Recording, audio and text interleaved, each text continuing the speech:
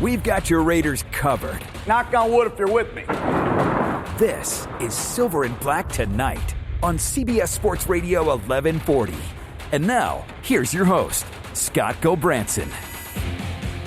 Welcome back to Silver and Black Tonight here on CBS Sports Radio 1140 from Las Vegas, Nevada. We appreciate you being with us. We are having a network issue in the studio, so our video is not on tonight. We apologize for that. It's not anything we can control, so we will be back with video on Sunday. We had planned on doing video today. We can't do that, but you can listen to us always on radio.com. Of course, that app is available for free for the iOS and your Android. A great show coming up tonight. Of course, we're going to talk about the Raiders' last game on Thursday. It's almost been a week. We're going to touch a little bit on that. We'll talk a little bit in Raiders news and updates.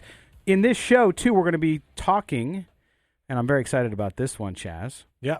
You know, it's nice to have one of the guys that I've wanted to get on the show, as you know, from the beginning of the year. Yeah. We're going to have Brentson Buckner, the D-line coach for the Oakland Raiders. Of course, Buckner and his group. He was awesome. Love Buck. On Hard Knocks, was he not? He was so fun to watch. It was great. In fact, I need him to, like, stand behind me when I'm doing my kettlebells at home. Right. Like, just, I mean, what a motivating guy. Positive guy. Yeah. So we're looking forward to talking to him. Tough love. Great guy. Yes. Again, Scott Gobranson with Chaz Osborne here on Silver and Black Tonight, and we're going to get into things now. So, Chaz, the Raiders, of course, the downside to the game the other night was Carl Joseph. They don't actually know if he broke his foot. Right. They don't know yet because it's so swollen that they cannot figure that out, but they are without him. He, of course, placed on IR. We talked about it on Sunday, but they had to go out and they had to find a body, right? They had to find somebody to come in and be able to play safety. They're short. So they went out and they signed DJ Swearinger, of course, played last with the Cardinals, and they also signed defensive end Dion Jordan, which is an interesting signing, the Oregon product, who, of course, went in the first round, had issues, and was recently with the Seattle Seahawks, of course. You never know with these guys. Maybe a change of scenery, but stoke them up a little bit. We'll see how it goes. Well, and not only that, but it's the Raider thing, right? I mean, this is the type of thing. Back in the day, we used to get these guys off the scrap pile, and for whatever reason, the other teams let them go. Most of the time, it was some kind of a personality, some kind of a character issue. Nice way to put it, right? But they'd fall in line because the Raiders, Al Davis used to let them be their personalities off the field, but he made sure when they got on the field, they played, and they played hard. No, we talked about that many, many times with folks on the show, like Phil Villapiano and others. Right. So that's not surprising. And so let's give the guy a chance to see what happens. I think some people are not impressed with his resume and his work on the field, but nonetheless, he's going to do that and come in and play with the Raiders. And I want to play a little bit of sound now with Coach John Gruden, because they asked him during media availability this week, of course, they asked him about Swearinger, because anytime they go get a new player, of course, they got to be able to ask the coach about him. So let's play clip number 1 on DJ Swearinger. Well, I like Swearinger. He played for my brother in Washington. I was a broadcaster at one point. I spent a lot of time at South Carolina with my friend Spurrier, so I know a little bit about Swearinger. I think he's a good player. He's just got to he's got to put it all together. That's what he needs to do. And he's got to start that process today. We need the very best of Swearinger, and we need guys like Levitt, Fuller. We need these other safeties to step up as well, just like Eric Harris has done. Yeah, and that key word right there, he's got to put it all together. Now, Swearinger's only played 6 seasons, so he should have plenty of gas left in the tank. Oh, he's a rookie, 6 seasons. Right? But yeah, he's a veteran, but he's a guy who has been working through it, and hopefully for the Raiders, he does, right? He didn't fit into whatever they were doing in Arizona, and I got to trust that Coach Gruden and Mayock see something that they like there, and he can be serviceable. Well, and let's face it too. I'm not trying to diminish the guy, because I think everybody deserves a shot, And for the Raiders' sake, hopefully it works out great. But, they got to get somebody in. It's not like you go out and you get an all-pro safety sitting on the sidelines, right? Right. So the opportunity for him to come in and make a difference would be good. So they also, as he got there, they talked to Swearinger as well, and they asked him about playing for Gruden. And apparently, by the way, the video is up now for now. We're having intermittent network issues, but we are on video as well if you want to watch us. But here is DJ Swearinger himself talking about why he wants to play for Gruden and what he thinks about Gruden. They got grit, man. They got grit, and it starts with the head coach. I love the head coach. I always loved Coach Gruden from way back in college, from him doing the Monday nights. I like what he brings to the football. Just being on a team with a coach like that, I know he's gonna bring it every time we step on the field. He expects that. And the guys in the locker room, it's some young guys, but they're talented and they want to go to work, and you can't help but come in and get with the coach. Did they interview him at a nightclub or what's going on there? Yeah, the screams you heard was our producer and engineer Mark Bonilla, who's he was definitely at the nightclub that night. I remember seeing Mark out there. In our ears during that sound, as you guys were hearing the sound, we were hearing him scream at us, going, "What the heck is going on here?" But Swearinger obviously talking about Gruden now last year, and we talked about this a little bit with Mo Moten on Sunday, where they made fun of John Gruden last year when he said people were calling me and they want to be Raiders. Right. They've got my phone number. People have been calling me when he had that interview with Howie Long. Yes. And I believed him. I mean, when he's been off, he was off for 10 years, talking to these guys, doing his camps, doing his thing. And people respect John Gruden. And now you're seeing it, man. And as soon as a team, hopefully, like if the Raiders get a little bit better next year, free agents, big name free agents are going to want to come because they can see the momentum building. They can see the pillars of this team, the structure, and the direction that it's going. And that's only going to bring better players. No, you're right. And to me, that's the thing, right? Is these guys, you sometimes, and the Raiders at 5-4, let's face it, this is a huge credit to the coaching staff, in my view. Absolutely. Because they're coaching guys up. And not only that, they've been beset by injuries. They've had the suspension to Burfict.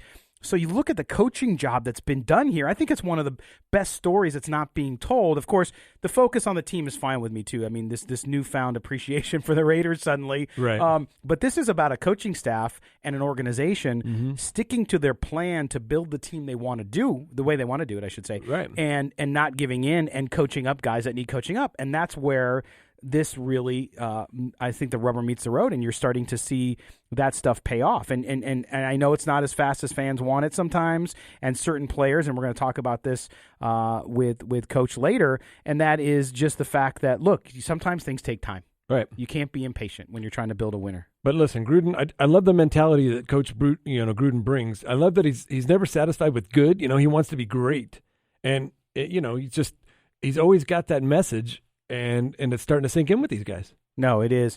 And that's the thing, is you start to see some critical mass, right? And that doesn't mean they're going to win every game the rest of the year. It doesn't mean that they're going to be Super Bowl champions this year. That's not what we're saying. What we are saying, though, is it's starting to gel. It's starting to work. And again, I go back to what I keep saying every show, Chaz. It's the whole one step forward, or 2 steps forward, 1 step back. Right. And you're going to start to see that a little bit. It's part of the learning process. It's part of the curve. Yeah. So you'll see that, and that's fine. But I think that this week and what we've seen them do from a roster perspective, and there's some other things going on too that we've heard of. We're not going to report until it happens, but we did also get news about schedule changes. The NFL announced today for Week 12 on Sunday, November 24th, the day before my birthday. Is your birthday, 3 days later? A couple after yours, yeah. Yeah, you're the 27th, right?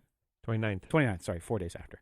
Okay, the Raiders and their game, they've had a switch here with that. So the week of week 16, December 21st, their game with the Chargers, which is going to be a big one, I have a feeling, is going to 4:05 p.m. on Sunday. So it will not be a Saturday game. It'll be a Sunday game. There was some question on whether or not they might play on Saturday, right? But they are not. They're going to play on Sunday. So we look at that. But Chaz, I think the way this team kind of is coming off, I call it a mini bye because they played the 2 games within 4 days, and now they had this few extra mini days week off, yeah. Right. So I think for them to get a little time to rest up after those 2 games so close to one another, and the fact that they're playing so well, you just want to see them go out there. And the one danger that I want to tell everybody, and I see it with fans, I don't see it with the team itself, is this idea that, well, I'm looking at the teams we're playing, fans say, right, and I don't see us losing I don't see us losing again, or I see us winning 11 games.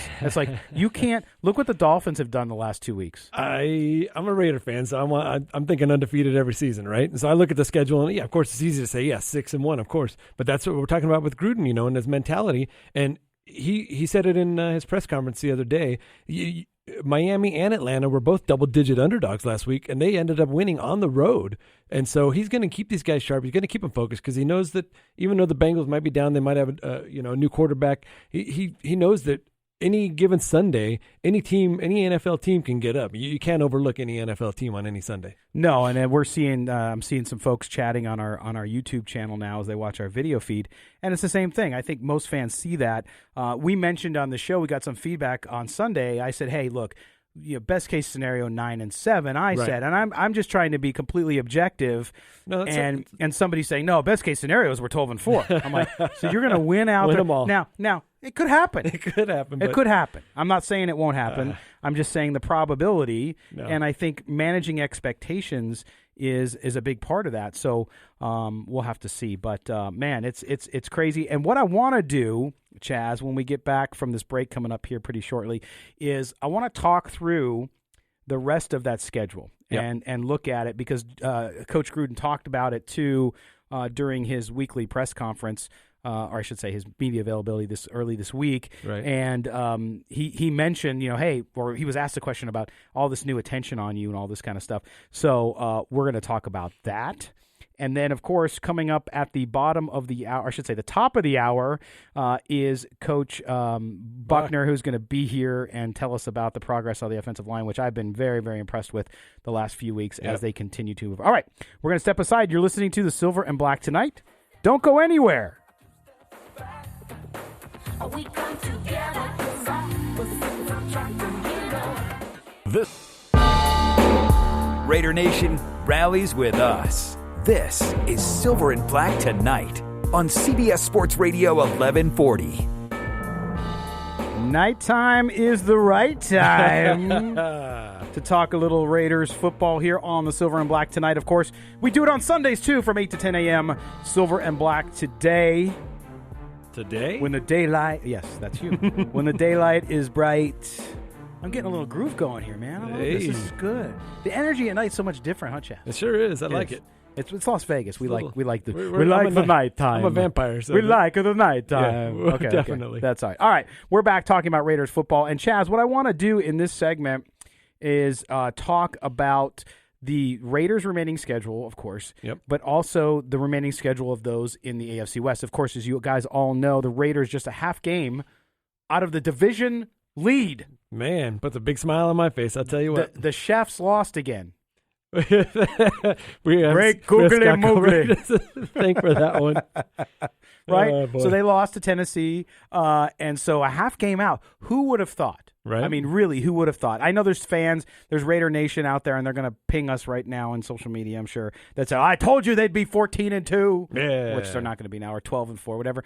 But nonetheless, this team continues to roll. Now, the Raiders suddenly, there's a lot of people that the so-called kids would call haters. Wow. As kids. The haters out there, they called them haters because they were saying the Raiders weren't going to be very good. They were going to lose this, and John Gruden had lost it, and blah, blah, blah. Well, they've changed their tune this week. Oh, good. Suddenly, the narrative has been, man, this team has really turned it around. This team is on the right track. Yeah. John Gruden knows what he's doing. It's unbelievable, right? A lot of Captain Obvious out there. Yes, a lot of Captain Obvious. So that's been part of the narrative. So they've been getting a lot of positive attention for once. Mm-hmm. So they asked Coach Gruden about that, and here's what he had to say. I doubt it. I really doubt it. I don't feel like we can respond to any of that stuff. I just watched the Falcons go to New Orleans and beat them bad. I think Miami goes on the road, beats Indianapolis. No one really suspected that would happen. I try not to listen to the talk shows. I was part of that for 9 years. I turn the sound down. We're going to get what we deserve. We got a long way to go and a lot of things to overcome. And I know Cincinnati. I know those players. I know those coaches. 2 of them were on my staff last year. We're going to get their best shot. And we better be ready to go or else. Yeah, and, Mo Moten talked about it on the show on Sunday about, hopefully the Raiders players aren't listening to the chatter and they're starting to get a little ahead of themselves. You don't want to put the cart before the horse or whatever all that stuff means. But, I even said it coming back from that first home game after 6 weeks on the road.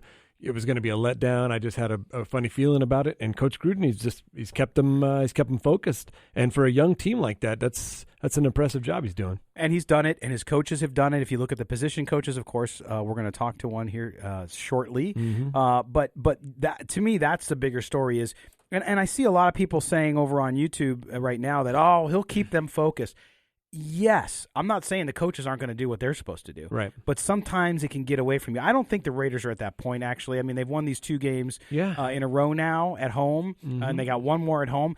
But they really need to go out, and to get that momentum, I believe you need, Chaz, to become a playoff team. Right. It can't stop. No, the intensity has to go up. And it will. I was talking about it after the 2 losses in Green Bay and Texans, that the players still had that positive mentality as well. They were still like, bring us the next week. We're ready for next week already. We're going to bring it next week. We're not going to have a letdown. We had a mistake here. We had a mistake there. It's not going to happen next week. Let's get it on. And so it's permeating with the players as well. They're getting the coach's message.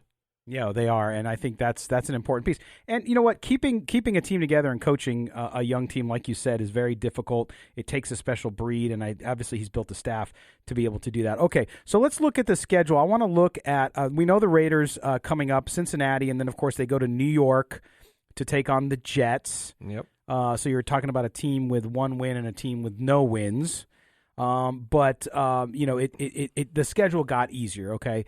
But I want to look at the schedules for the other teams in the division because I think you look at the Chiefs schedule gets a lot more difficult. Right. Of course, they have to go to Mexico City this week, Chaz, and play Los Chargers. Yeah, and Los Chargers home game. Yeah, home game. I don't think it will be. It'll be all red in the stands down there. It probably will be. But that's a must-win game for both teams, I think. I mean, the Chargers is a must-win. The Chiefs, not so much. I mean, the Chiefs need to win because they've lost 4 or 5. Right. So that's a big deal. Then the Chiefs get a bye. Then they play the Raiders on December 1st. We're going to have some news about where we're going to be for that game. Yes. And then they go to New England. So I'm hoping maybe, there's a big thing with look-ahead games. So maybe the Chiefs are looking ahead to New England and they kind of look past the Raiders. I know it won't happen because it's Bill Belichick. Raiders. It's no, Andy Reid. I'm saying he's thinking about Bill Belichick. Exactly. He wants to be Bill Belichick. So no, I think there is something to that. There might be something to it. There could be, although it's a home game against the Raiders. Yeah, so they're always up for that, man. Yes. It started with Marty Schottenheimer. He used to have those Chiefs up big time, and it hasn't stopped since. Well, and let's face it, Arrowhead has been a house of horrors for the Raiders. I've been there for a couple games. It's especially over the last short period of time. It's been horrendous for this team. So, but this is a different team. It's a different mentality, so we go. So the Patriots, then they play the Broncos, then at the Bears, and then they have to play the Chargers again. Right. So they have, down the stretch, those 4 division games. Okay, so best case scenario, the Chiefs go 5-1. It's gonna be hard for them to go 5-1. Well, I mean, not really. They beat the Chargers, and then the Rolling Stones. That's called a break, my man. All right, we're gonna head out. We'll be back with Coach Brentson Buckner right after the break here on Silver and Black Tonight.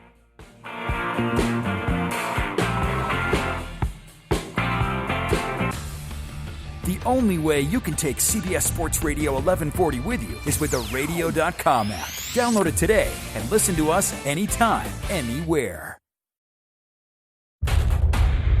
We've got your Raiders covered. Knock on wood if you're with me. This is Silver and Black Tonight on CBS Sports Radio 1140. And now, here's your host, Scott Gobranson. All right, welcome back to Silver and Black Tonight. I'm Scott Gobranson. The man on the other side of the table is the anointed international man of leisure, Chaz Osborne. One of the great stories of the Raiders season thus far, in my book, has been the steady and apparent improvement of the young Raiders defensive line. Of course, it was on full display in the Raiders' big win this past week over the Chargers. And Chaz, one of my favorite parts of HBO's Hard Knocks was our next guest. Yes. Whose energy, positivity, his personality, they were just contagious. I mean, it was just crazy and exciting to watch every time he was on camera. He may disagree. We'll find out. But we go out on our Newsmaker line to Alameda and to the Raiders headquarters and welcome in defensive line coach Brentson Buckner. Coach Buckner, thanks for joining us here on Silver and Black tonight. Hey, Buck. Hi, my pleasure. Thank you for having me. All right, so let's jump right in on this one. At times this year, you got a young group, right? And so there's been some. You probably tune it out because it's fan stuff, but people talking about the defensive line and sometimes the inability to rush the passer and those kind of struggles. But this unit, your unit, has steadily improved, and you get the sense, at least from the outside, we do, that this group is really starting to click. Talk about your squad's growth and sort of what, in your mind, is kind of driving that. Well, being young is one of them. Really a brand new group working well together. People don't realize that there's going to be growing pain. There's no instant fix to pass rush or playing football, period. So, it's really a learning curve for these guys. You got guys like Cleve Max, Mo, Arden, PJ, guys are still learning the game, really learning themselves, not knowing what they don't know right now. And so it's just been a steady progress. It's just working hard. And, the other night you got a chance to see it all come together for a little while, but it's still not a finished product. The greatest thing that's really helped us is that our pass rush and our coverage has really got in tune with one another. You always hear me say the best pass rush is a pass coverage. Yes. And those guys have grown. As those guys have grown on the back end, it has helped the young front end, play better, and now they start to play off one another. But, we're still going to have some ups and downs because it's still a learning product. It's not a finished product yet. And, that's the one thing we have to be cognizant of. 1 week, they're going to love us. 1 week, they're going to hate us. Both weeks, we got to show up and put work in. That's right. Absolutely. And you mentioned, talking about some specific guys, you mentioned, of course, Max Crosby. I mean, this kid's motor and his ability to disrupt plays at the line of scrimmage, make tackles, create turnovers. Are you surprised at all how much he's progressed and how quickly he has? No, not really, because that's what we liked on film. We didn't get caught up in, he's not 280 pounds right now. He hadn't fully developed. We like this motor. He made plays in college, no matter who he was playing against. And that was the one thing that we knew was going to separate him from a lot of guys, into his body able to catch up was his motor and his effort. And you hear Coach Gruden say it all the time, we want Max Crosby to lead the league in effort. And that's one thing that I can't coach, that anybody can't coach. It's one he was born with, and it was a gift to him, and he uses it. And it's on display every time he's out there playing. The thing with Max that I try to harp on, as you start to mature as a player and start to learn the small details of the game and learn the position and learning what you can and you can't do, the sky's the limit for you. He has greatness written all over him, but his energy and his effort, that was something we knew we were going to get from him from day one. Again, we're being joined by Raiders defensive line coach Brinson Buckner. Hey, Brenton, it's Chaz. I know, like Scott said, Raider fans really enjoyed getting to know you watching Hard Knocks. And I love your honest, no-nonsense kind of tough love coaching style. Now, I know you played for some great coaches, Bill Cowher, George Seifert, John Fox, and now worked with Mike Tomlin, Bruce Arians. How much of that coaching style is you, and what are some of the things you picked up along the way? Well, a lot of it is just, as a player, being an ex-player, the kind of coach I am is the kind of coach I felt I got the most from. Mm-hmm. I always wanted the coach to be brutally honest with me. If it's great, tell me it's great. If it's not, tell me that too. And, just let me know where I stand. But, and I always got that mostly, John Fox and John Mitchell, my defensive line coach when I was in Pittsburgh with the Pittsburgh Steelers, those were two of the guys that it was black and white. It was no gray area. It wasn't no, you knew exactly where you stood after you sat down and watched film with them or you had a meeting with them. They didn't want you wondering. They always wanted you to know exactly where you stood. And when I was able to intern, I got picked up again from Mike Tomlin, his honesty with his players the first day of training camp, telling them, hey, this is what you got to do to make the team. This is what we have. This is your road. Now, are you going to travel it or not? And I just took that as confirmation listen, I've been around 3 great guys who have great success in this league, and they're using this coaching style. It must be something to it, and it just fits my personality. Yeah. You know what I mean? Because Bear Bryant once says, coach them hard and hug them later. Yeah, that's right. And I take that. I take that literally. I'm gonna coach them hard, but at the end of the day, when we walk off that field, when we can sit down and eat lunch together, eat dinner, catch a movie, we're gonna laugh and talk about families and make sure everything is good off the field. But in between those lines, when we go to work, I'm gonna hold their feet to the fire. Well, and Coach Buckner, I mean, you 18 years NFL experience, of course, the last 6 years, Tampa Bay, Arizona, and now Oakland. But you're also a Clemson guy, right? So, of course, with Cleveland Ferrell being there now, and I wrote a piece about the website and his development because I thought people were being unfair in looking at him and just focusing on one number, which I thought was the wrong number anyway, which was sacks, right? But just as he's shown this past game, he's progressing and he's doing really well. Talk about his development and sort of the expectation you have for him versus maybe the outside. Well, we didn't. A lot of people got it misinformed that, and I read and I hear a lot. Well, he was drafted. He's supposed to replace Mack, or he's supposed to elevate, the sack numbers. Now, we drafted Cleveland Ferrell to be a football player. Mm-hmm. We wanted him to be a well-rounded football player. Nobody can replace Mack. Mack is Khalil Mack. He's a freak. Not one time have we ever sat with Cleveland and say, hey, you got to do this because Mack did this. We just want Cleveland to be the best Cleveland he can be day in and day out for our team. And his development is coming. Like once I said before, everybody wants this instant gratification. Football players are not microwavable. You don't put them in 2 or 3 weeks, they're ready to go. Just because you drafted into a professional sport don't make you a professional. It takes some time. But I'm happy where Clee is going. He's learning the game. He's learning his body. He's not even fully developed yet. Cleveland still had 1 more year of college. He played a lot of games at Clemson, and he started for a lot. And people think, oh well, he's this well-developed guy. He came out early. He could have went back to school. So I'm very happy the way he is. He's maturing, as a football player. He's starting to understand the things that guys are doing to him and what they can do. You go into college, everything is cookie cut. You're going to get a zone block left, a zone block right. You're going to get blocked by this guy. Where in the NFL, offensive line play is very delicate. It has ins and outs. And a lot of these guys have never seen this type of stuff before. And it's not just something you can just go out there and just say, hey, I'm ready to go. I've been a defensive lineman my whole life. You have to go to another level. And I don't think people appreciate, defensive line and offensive linemen, what they have to go through to adjust to this league. Yeah, no, again, we are talking to Raiders defensive line coach Brentson Buckner. And Coach Buckner, a couple of the other guys that we always talk about, and some of last year the Raiders drafted, of course, Mo Hurst and P.J. Hall, and particularly I think P.J. Hall is one of those really underappreciated guys because and they're both doing fine, but he, to me, I watch him on the inside and what he's doing, and that's not always the sexy stuff, right? But you're creating a push on that line which allows you to do so much more. Talk about the rest of the guys in the unit overall. What's the biggest challenge you have with them on the back half of this season?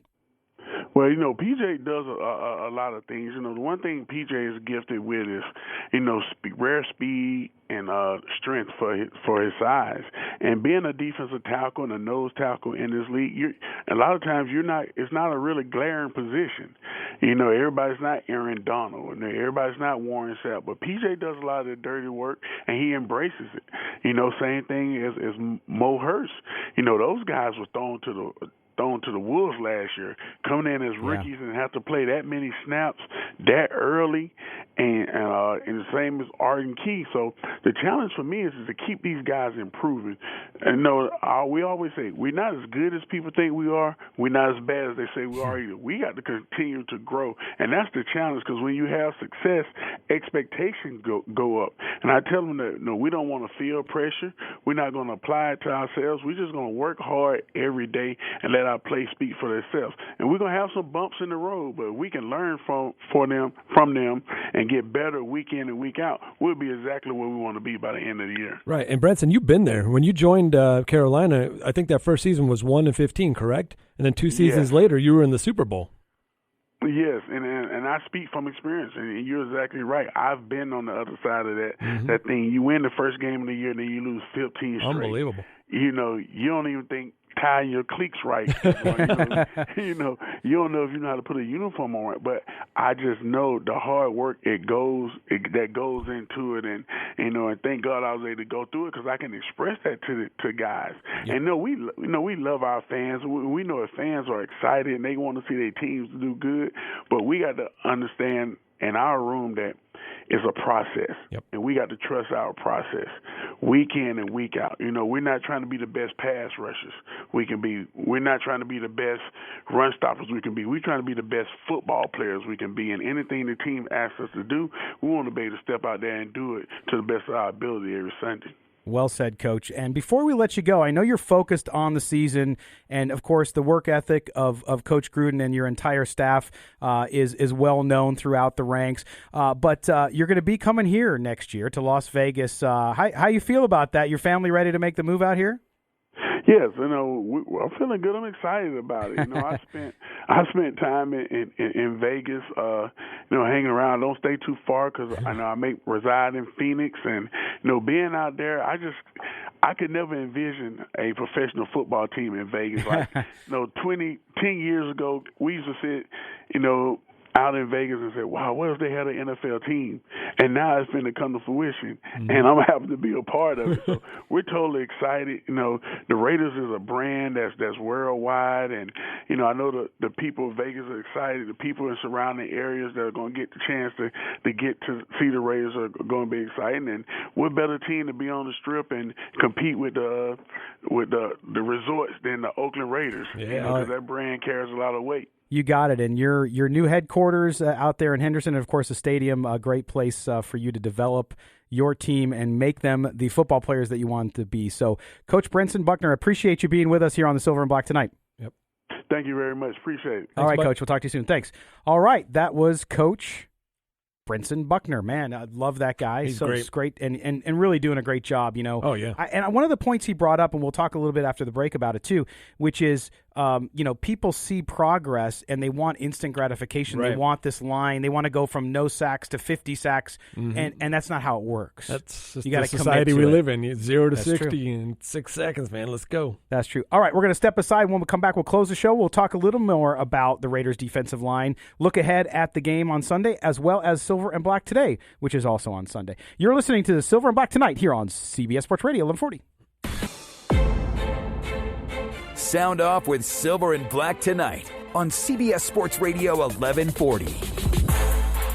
All right, welcome back to the home stretch, and down the stretch they come. Yeah. That's right, we are live, Silver and Black Tonight. Reminder, coming up right at the bottom of the hour, the Wolfpack. The University of Nevada, Reno Wolfpack take on Texas Arlington.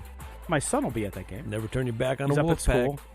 Hey, they are coming up at the bottom of the hour. Also, reminder, next week, we will not be on the air Tuesday night here on CBS Sports Radio. We're hoping to do a podcast on Tuesday night. There is a basketball conflict, that game early, so make sure you do it. Also, make sure you catch our new weekly show, Paul Ihander, Lindsey Brown, and myself, The Playmakers, from 3 to 6 p.m. every night here on CBS Sports Radio 1140. All right, let's get back to Raider football here and what we've been talking about. And Chaz, I want to ask this question because to me, one of the issues with the NFL, the way things are. Well, first, wait. Let me go back.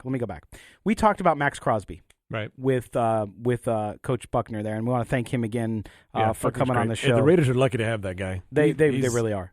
I think he is part of that solution, part of the long-term problem. And thanks to the Raiders for getting him on what is a busy night for them. So, but he talked about Max Crosby. I was wrong about Max Crosby on draft night. I just wasn't that excited about it. Okay. But again, I didn't see the film like they did. I didn't know him as well. Yep. And so he's proved me wrong, and I have no problem admitting that. But I want to play, too. Here's what Coach Gruden said, because we heard what Buckner said, but I wanted to play some sound here from Coach Gruden and what he said about Max Crosby this week. I mean, that's his game. Like we've been talking about, he has a relentless playing style that we like. I talk about factor grades more than sacks. A lot of people are counting sacks out there. Sacks, I put them on a reel. Who'd you sack? When'd you sack him? And who'd you beat? And how'd you beat him? Yep. Crosby's batting down passes. He's getting pressures. I know it doesn't necessarily show up on the sack ledger, but he's impacting the game. And that's the big thing that we want from all of our defenders. I like that, the factor grades, doing the things in the game that don't show up on the stat sheet. We talked about Cleveland Ferrell on the Sunday show a couple of weeks ago, and I was making the point that he is making an impact, whether it be clogging up the line or so that Crosby and Mayo can get in there, or just, staying with his assignment, staying in the zone, batting down a ball, just total teamwork, stay in your lane, do your job. And that's the thing that Gruden likes. The factor grades that he's talking about, the grinders, you just do your job. Everybody stay in your lane, do your job, and we're going to get this thing done. Yeah, no, I agree with that, and I think that's the thing, though, the instant gratification thing. Right. Okay, so I get it. Ferrell was drafted 4th overall. That's always going to be the argument. That's always the issue, I think, for people. But also, I think people look at the wrong numbers. He is not, as Coach Buckner said, he is not a replacement for Khalil Mack. He was not meant to be that. You don't replace a player like that, right? Exactly. You eventually hope you get somebody like that, okay? Yeah. But you don't look at it as a swap. Oh, this is a guy we're getting, right? So I think from that perspective, it's totally different. If you're looking for a guy, if you can get a guy for 10, 12 years, a solid NFL pro to play on your line, that's a bonus, man. It doesn't matter where you get him. No, it is. And so now the Raiders, things are going well at 5-4, clearly in the playoff hunt here. There's still a long way to go. I have to remind people that we still have a ways to go for them to get there. And that's the question I want to ask with the few minutes we have left here, Chaz, is I think the worst thing you can be in the NFL is 8-8. Of course. Because I'm not saying you don't want to see the Raiders improve by 4 games, because that would be great progress. Yep.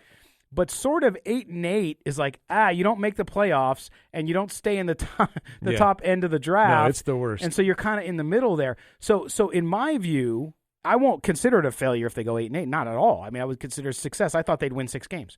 So to me, though, when you're at 500 and you're stuck at 500, it's the worst place you can be. My last couple of years with the Lakers, we were obviously rebuilding and we were getting those top draft picks every year. And I had run into a scout that used to work with me there, and he was with Charlotte Hornets. He says, "Man, everybody envies you because we're stuck at 500 every year. For 5, 6, 7 years, they were a 500 team. You're just barely making the playoffs. You're not making the playoffs, but you're not getting a good enough draft pick." And, Kelly says it on the show. We've said it plenty of times.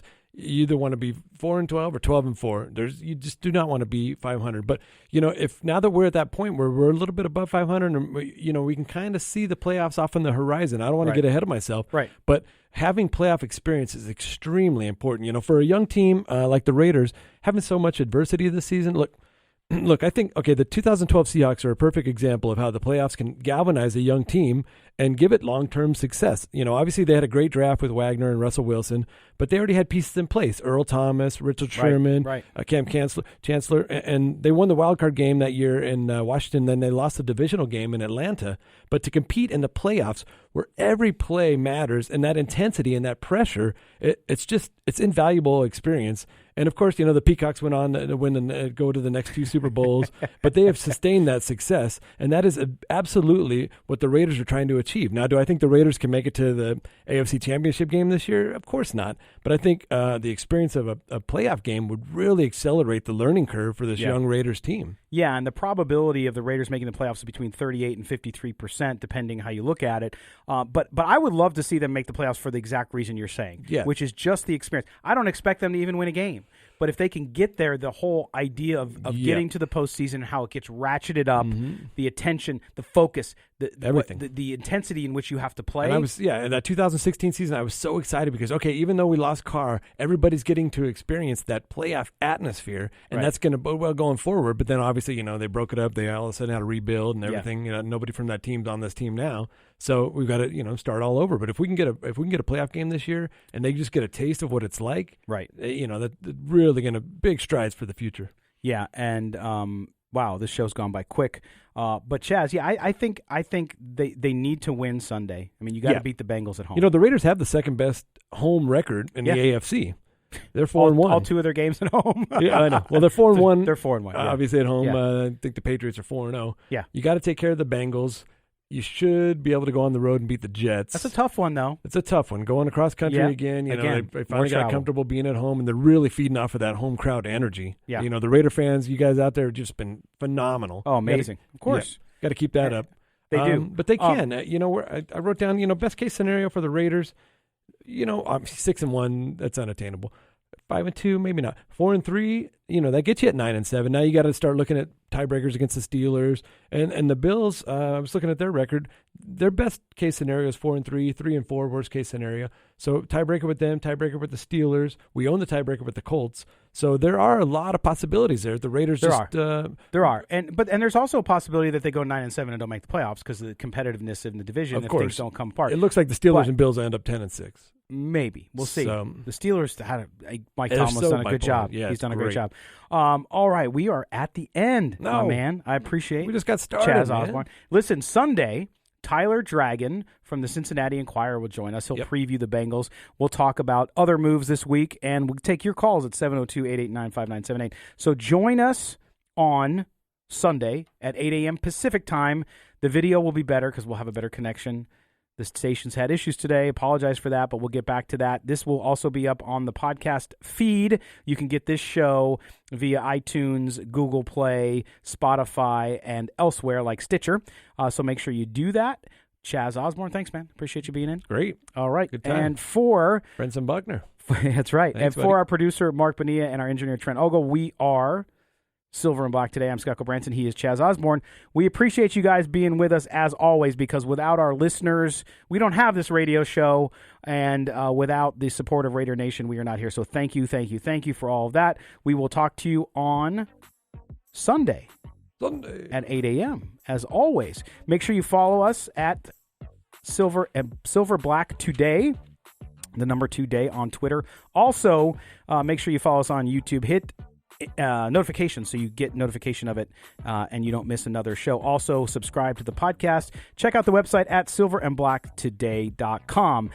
Until next time, may the autumn wind always be at your back. Yes. Take care, everybody.